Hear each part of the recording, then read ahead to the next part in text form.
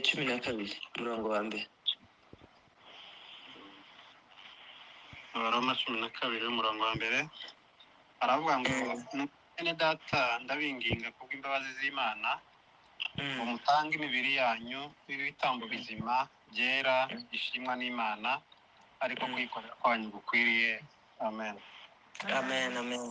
Imana iguhe umugisha kandi Imana ikugirire neza. N'iryo jambo duhagarariraho ni urufunguzo kugira ngo dusenge, twinjire mu mwanya w'amateraniro w'amasengesho. Amateraniro ageze kure, tunashimira abantu baza babyuka kare.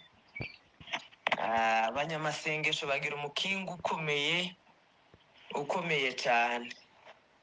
Bitwarira buri wese, imfungwa, intambara, urubyaro. Bagira umukingo ukomeye utegera ukumva sinzi ibyishimo biri mu mutima w'umuntu uko bingana. Twavuga ngo Imana yari izi yuko igihe gisa nk'iki byenda abantu bazaba bamaze kuma, ariko ikongera igasibura amariba kugira ngo abantu bongere banywere kuri aya mariba, kugira ngo abantu barusheho kwishima, ibyishimo bigaruke mu mutima.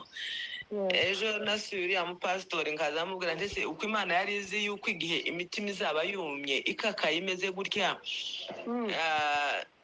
yarangiza igashiraho uyu muyoboro kugira ngo abari impande z'isi zose cyangwa ku isi hose, kugira ngo tuzaduhurira aha hantu turusheho gufashanya, turusheho guhugurana, turusheho kwegera Imana. Numva ndishimye, ibi bintu biza bitunezeza. Sinzi umuntu wayivugiramo. Yego, ko ndamwumva naje. Hari umuntu wayivugiramo. Hari umuntu wasenze. Bamureba kuri telefone.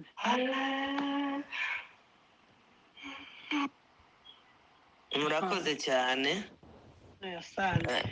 Imana imuhe umugisha. Yasenze ngo arangize afungura amajwi. Noneho ugatekereza ukavuga ngo ese Imana yari izi yuko igihe kimeze nk'iki gihe kizatubaho, yarangiza ikadufungurira uyu muyoboro wo kugira ngo ihuze abantu, abari kure, abari hafi, abari impande z'isi ko ari enye, ariko ikaduhuriza aha hantu. Iyo utekereza abantu biyegerezwa, uza wumva ari ubuhanga bw'Imana buteye ubwoba. Kuko Imana yo nta kiyitungura na kimwe. Yari izi ko igihe cy'ubutayu n'ubutarwe kizabaho. Yari izi ko igihe abantu bazaba bamaze kuma nk'amagufa ari mu kibaya. Yari izi ko iki gihe kigoye kiruhije imitima ya benshi tuzatatana byenda tukanava no mu gihugu, tukava mu buturo bw'iwacu bwa ba sogokuru na ba sogokuruza, tukaza aha hantu, twarangiza tukuma nk'uko aka karirimbo navuze, ndavuga ngo hari igihe abantu imitima izaba yumye. Ariko Imana yo itazisobwa ikagenda igafukura amariba, yarangiza ikavuga ati nzabafukurira amariba. Hari igihe muzayanyweraho kandi mugasubizwamo imbaraga. Amen. Imana ishimwe yakoze iki kintu.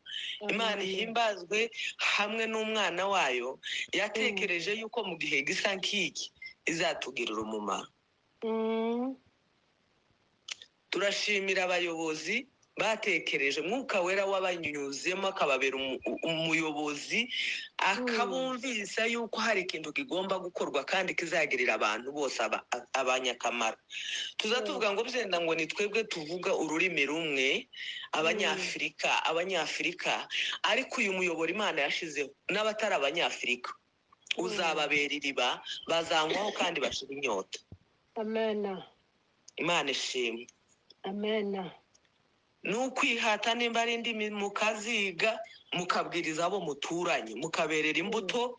Ijambo ry'Imana ryari rizi kwiriya mu mahanga muzaja ryarashize, ryarabaye ingume, ariko mukongera mugafukuza amariba muri biriya bihugu mwagiyemo.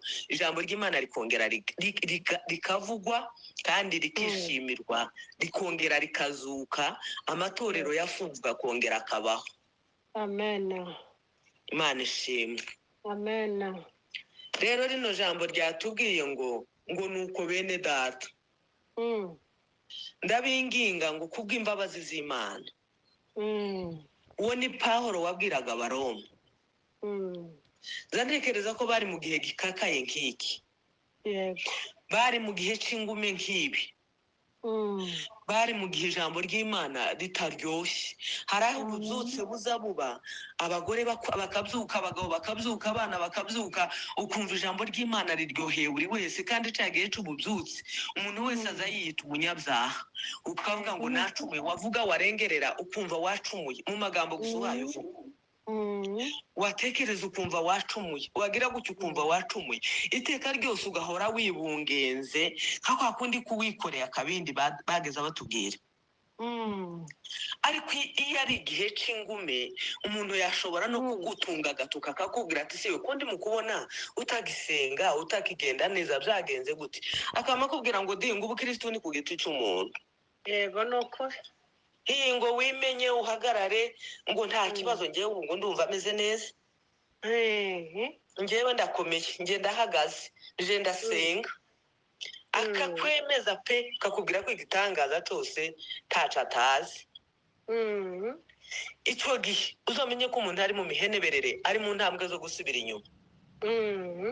Igihe umuntu atakigarurwa, ukiyumva yuko ushoboye, ukiyumva yuko ukomeye, ukiyumva ko uteje imbere, icyo gihe aba ari mu ntambwe zo gusubira inyuma. Yego ni ukuri. Ariko igihe cyo gutera intambwe, cyo kuja imbere, cy'ububyutse, wumva ijambo ry'Imana rikakwemeza yuko uri umunyabyaha cyangwa uri umunyantege, undi muntu aza akubwira ati siwe bimeze gute, ukamubwira ngo ngewe ubu ntibigenda, ngewe ubu singisenga, nge sinshoboye, mu bantu b'abanyantege nke ndi uwa mbere. Ni ukuri. Waza ubona abandi ukabona hari icyo bakurusha, wabona abandi ukabona bafite ububiko, hari ikigega babitse kirusha ikigega cyawe. Ariko cyagihe ukamukiwe, uza wikubita ku mutima ukama wibwira ngo urahagaze. Yego. Ariko Bibiliya zitubwira ngo n'uwibwira ngo arahagaze yirinde. Noneho Pawulo abwira abantu Baroma, arababwira ngo nuko bene data, ndabinginga kubw'imbabazi z'Imana, aratubembereza aradukuyakuya, ndabinginga kubw'imbabazi z'Imana, Yego. yewe ngo mutange imibiri yanyu, mutange imibiri yanyu ku bwa bene data bahaye barimbuka, mutange imibiri yanyu ku bantu bose bari muri iyi si badasenga, batumva ijambo ry'Imana, mutange imibiri yanyu ku bahaye babivamo, Yego. mutange imibiri yanyu ku bantu ritakiryoshye, mutange imibiri yanyu ku bwa bene data bose. Imana ishimwe. Imana ihimbazwe, Amena. Imana ishirwe hejuru. Amena. Ndabinginga ngo mutange imibiri yanyu ibi bitambo bizima, byera bishimwa n'Imana, Yego. byera bishimwa n'Imana, byera bitunganiye Imana. Mu mvugo zacu tuba ibitambo bizima, Yego. mu magambo yacu tuba ibitambo bizima, mu mikorere yacu tuba ibitambo bizima, mu mibanire yacu n'abandi tuba ibitambo bizima. Imana ishimwe. Byera bishimwa n'Imana. Bibiliya iravuze ngo kuko ariko kuyikorera kwacu gukwiriye. Amena. Imana ishimwe. Amena. Himbaza. Iyo tureba muzuka urukerera ku wa mbere, ku wa kabiri, ku wa gatatu, icyumweru kigashira, ikindi kigashira, umwaka ukaza ugashira, ukwezi kugashira, ugasanga ibihe byose byabaye ubuzima. Buriya ni ugutanga imibiri yanyu, ni uguhara amagara yanyu akaba ibitambo bizima ku bwa bene data bose. Imana ishimwe. Amena. Ntekereza nkavuga nti se mwe nta kunanirwa, nta no gucika intege, ariko Bibiliya nikidusaba nico, uko niko kumenya Imana, uko niyo ntambwe yo kuja mu ijuru, uko niko gukira ibyaha, ni ugusoma ijambo ry'Imana, ni ugusenga, ni ukwitanga imibiri yacu ikaba ibitambo bizima byera bishimwa n'Imana.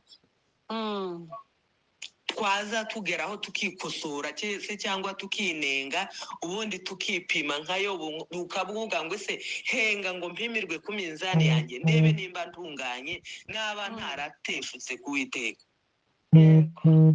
Iyo uhora mu maso y'Imana buri gihe, buri gitondo, buri mugoroba, ntabwo wananirwa kwisuzuma cyangwa ngo wipime uvuge ngo henga mpimirwe ku minzani, kuko uhora uri maso. Bibiliya yatubwiye ngo iyo mibiri yacu tuyitange ibi bitambo bizima byera bishimwa n'Imana. Yego. Ngo niko kuyikorera kwacu gukwiriye. Iyo mirimo dukora, gukora kwacu gukwiriye nico Imana yifuza, nico Imana ishaka ku bugingo bwacu, nico Imana yifuza ku rubyaro rwacu, nico Imana ishaka kuri twe. Dutange imibiri y'ibitambo bizima, tuyitange mu rubyaro rwacu, tuyitange mu bavandimwe nk'uko muyitanga, mukayitanga ku bari muri gereza, mukayitanga mu bihugu bifite intambara, mukayitanga ku bapfakazi, mukayitanga ku kintu cyose ukumva nawe urigomwa kubw'umubiri wawe, ukavuga ngo nubwo ndi muzima, nubwo mufite, nubwo ngewe nkora ngakorera iki kintu, nanjye ndagitanga ku bwa bene data. Amen. Haleluya. Hallelujah. Hallelujah. Haleluya. Amen. Amen. Kuri kabiri hakavuga ngo nuko ngo kandi ngo ntimwishushanye n'ab'iki gihe, ahubwo ngo duhinduke rwose tugize imitima mishya. Amen. Imana iduhe umugisha kandi Imana itugirire neza kubwira ijambo ry'Imana ntabwo rizariba rito, uzuba umurongo umwe tukawuhagarariraho tukavuga ngo nuko bene data ndabinginga, aradukuyakuya aratubembereza kubw'imbabazi n'urukundo atugirira ijoro n'amanywa. Ndabinginga ngo mutange imibiri yanyu, ndabinginga ngo mwoye kwifata uko mutari, ndabinginga ngo mwoye kwirara, ndabinginga ngo mwoye kuryamira amatwi yombi. Iki si cyo gihe cyo kuryama, ni igihe cyo kwambara ibigunira, ni igihe cyo kwigoma. Ndabinginga ngo mutange imibiri yanyu abakiyifite mizima, mwoye kwirara. Yego. Haleluya. Asante sana. Haleluya. Hallelujah. Hallelujah. Dutange imibiri yacu ibi bitambo bizima. Imana nizaze tureba ibona igitambo cyacu kirakwiye, ibona igitambo cyacu kirashitse, ntabwo ari igice, ntabwo kidakwiye. Nitwitegereza isange igitambo dutamba ni igitambo gikwiye kandi kinezeza Imana, kuko ariko kuyikorera kwacu gukwiriye. Nibyo dusabwa gusa. Isabwa ko dukiranuka, isabwa ko tubana n'abantu bose amahoro, isaba ibyishimo, isabwa kugendana n'Imana iminsi yose.